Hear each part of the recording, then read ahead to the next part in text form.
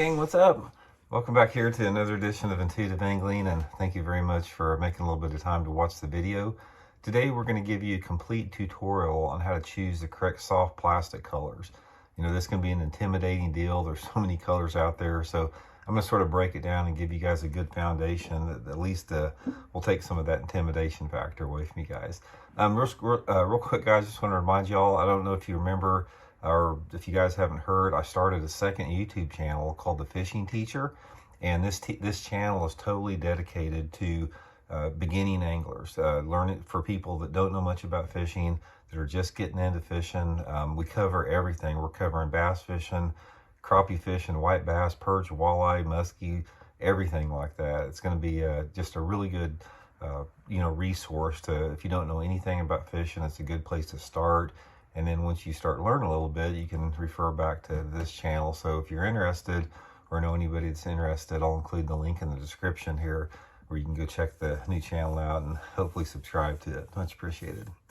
Okay, guys, colors for soft plastics. Now, if you guys have been on the channel for very long, we have touched on this and we'll continue to touch upon it repeatedly because it's such an important aspect of bass fishing. Soft plastics are one of the top lure categories out there for catching bass. And the thing about soft plastics that makes them so effective now is there's so many different color variations. Back when I started bass fishing, remember my dad got me throwing the old flip tail plastic worm, and all you had purple, blue, and black, and that was about the only three colors we had. And I still remember that dang purple flip tail worm. All the big fish my dad used to catch on that thing. But anyway, today, there's so many different soft plastic manufacturers out there with such a wide range. It can be intimidating. If you guys go into a tackle store like Bait Works, what I talk about here in Springfield, there's walls and walls and walls of different soft plastic colors. So anyway, today we're going to be talking about Zoom plastics. You guys know I use Zoom most all the time. And I'm going to go through really the 5 basic color hues and tints and sort of give you guys some advice on when you want to use each one of those. So let's get into it. Okay, guys, let's start out here. We're going to start out with just plain black. Now, black is, again, it's one of the oldest colors there are in plastic worms out there, and it's actually one of my favorites. It still is. Black is an excellent color under certain conditions.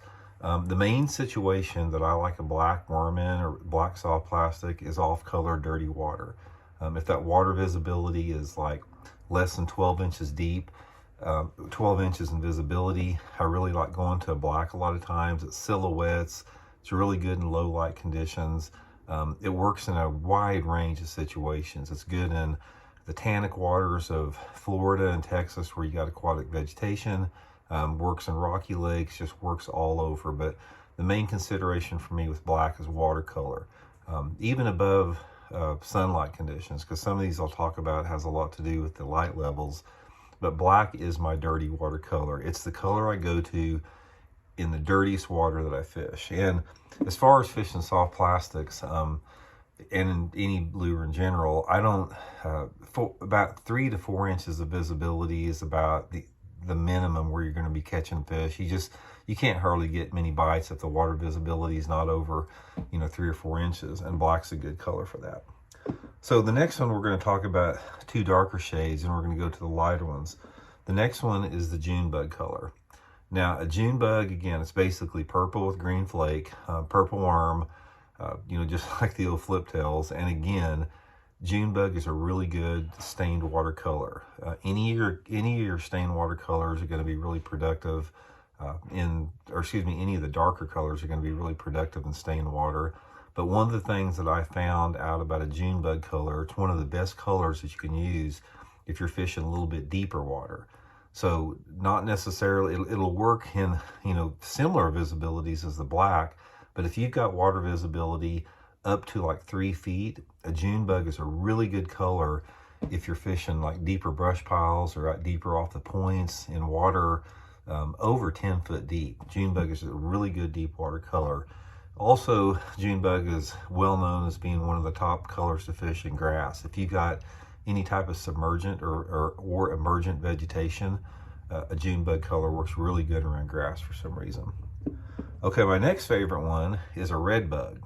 Now, again, this is just a sort of a reddish hue, red bug. They call it a zoom red bug, and got a red tint to it. And again, red worms work really good. Now, guys, I don't know what it is about this, but a red bug worm is one of my favorite flipping and pitching colors. If I'm fishing water visibilities, anywhere between, say, 12 inches and 3 feet, and if I'm pitching, I don't care if I'm pitching flooded cover, reeds, cattails, brush piles around boat docks, whatever. I catch a lot of fish on a red bug color, pitching and flipping it. Again, you can see these three colors here, the June bug, the black, and the red bug. They're all fairly dark colors, designed for more off-colored water and around cover. Now, there's a lot of different variations to that. One of the things about worm colors you're going to find is you have a lot of basic hues, but you also have a lot of different flake variations. One of the things about flake variations I can tell you is, I think from my own experience, flake tends to catch the anglers a little bit more than it does the fish. There are some situations where, you know, flake can definitely get you some more bites, but don't get caught up in flake so much, because flake will lead you off this path where you've got 6,000 different color variations possible. So when you're thinking in terms of worms, think in terms basically of light versus dark. And then what happens with the flake is you may find some that you know, work really good for you as far as the flake, and then they can be a confidence factor. Okay, so the next ones we're going to talk about is everybody's favorite, the green pumpkin. Green pumpkin is the most versatile color of any different, you know, lure category out there, simply because the thing about the green pumpkin is actually, this is, I got the wrong one here. Hold on a second, guys. I don't know if a lot of you guys know this, but I'm colorblind to certain things unless they really show up good. I actually showed you a watermelon there. Got the green pumpkin here. Let's get back with the green pumpkin. Guys, green pumpkin is the most versatile color, like I said, as far as fish catching. I probably fish, out of all my soft plastics, I bet I fish 50% of the year with a green pumpkin, and just with a straight green pumpkin, and then the other 50% with the mixed variations of different colors.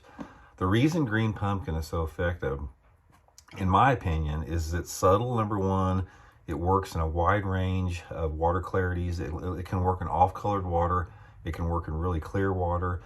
But my main thing about green is it holds dye really good. So when I'm using a green pumpkin worm, I'm relying heavily on dye. It could be chartreuse, it could be orange, it could be blue, it could be red, or whatever. I use dye almost all the time with a green pumpkin worm. I very seldom use a straight green pumpkin worm. It usually always has some type of dye on it. But again, green pumpkin is just a really good color, all different conditions. It's a good color, especially if you got partly cloudy skies. You know, a little bit brighter light conditions, green pumpkin works real good. It's a real subtle color that gets a lot of bites, and it's probably the #1 color of soft plastic on any soft plastic category. And the last one we'll talk about is some type of a watermelon variation, like I just held up to. Now, being somebody that's colorblind like myself and like Aaron Martins was, sometimes we have a hard time distinguishing between watermelon and green pumpkin. That's just the way it works, but you can see the difference. The difference is watermelon is a lot lighter, sort of translucent, and the green pumpkin is a little bit more solid. Therefore, the watermelon is my #1 color for clear water. Usually if I'm fishing a watermelon, I'm fishing water visibilities at least 3 foot clarity, you know, preferably like 4 to 5 foot clarity. And the good thing about watermelon, again, it holds dye really good. You know, I can put chartreuse or orange on it. But anytime that I'm fishing a watermelon, I'm usually fishing a finessier type bait, you know, like the Zoom finesse worm, or a Zoom trick worm like this, Zoom finesse worm. I use it a lot like on shaky heads and drop shots and more finessey type stuff. And again, the watermelon, like this one here has got watermelon with purple flake in it. It's just one of my, you can see the purple flake there. It's just one of my confidence colors that I like that. So anyway, the main thing about soft plastics, guys, I just showed you 5 particular colors here. And you can simplify it. Instead of going into Bait Works or some tackle store and looking at this gigantic wall and say, I don't even know what to begin to pick out, just remember these 5 colors. You got black, June bug, red bug, green pumpkin, and watermelon. You can't go wrong. Guys, these 5 colors right here, I can go in every single state in this country that has bass and catch bass on these 5 colors. They will cover every single condition that you have out there. And again, once you get comfortable with the shades, then you can start modifying a little bit with different colors. And one final thing we'll talk about is, you guys probably haven't heard me talking about it in a while, but you guys that have been in the channel with me a lot, you've heard about the roughen up technique. Different colors of worms, specifically green pumpkin and watermelon, will look different if you rough them up. Now take a look at that worm right there, and take a look at, after I rub it a little bit, what happens to it. If you rub a worm up, it changes the tint of it a little bit. It makes it more, look wounded. It sort of gives it more of a milky color. Sometimes that will really trigger the fish. So anyway, guys, hope that helps out there. A little bit of a foundation, and we'll check in later. See you.